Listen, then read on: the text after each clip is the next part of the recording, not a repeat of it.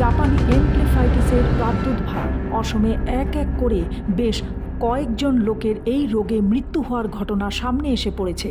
এবার মঙ্গলদৈতে জাপানি এনকেফেলাইটিসের আতঙ্ক।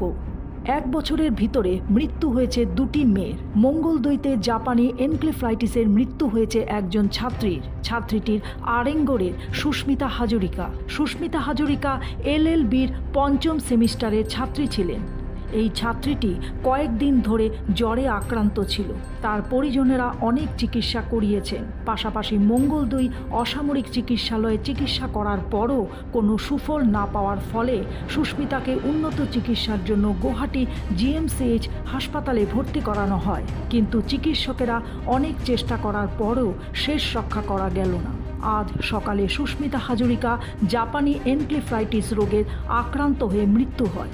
উল্লেখ্য যে 1 বছরের মধ্যে একই অঞ্চলে 2টি মেয়ের মৃত্যু হয়েছে এই রোগে। মানে 15-12 আপনার 2023 বড়ার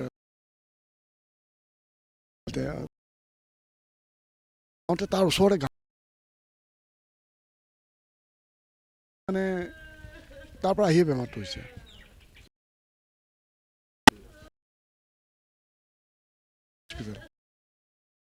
নিলোঁ হস্পিটেলত হেৰি কৰি পেলাই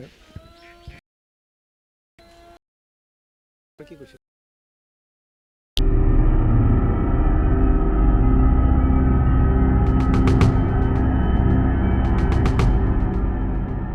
গুয়াহাটি থেকে স্বপ্না দত্তের report, U Bangla. U Bangla TV, হৃদয় ছুঁয়ে যায়।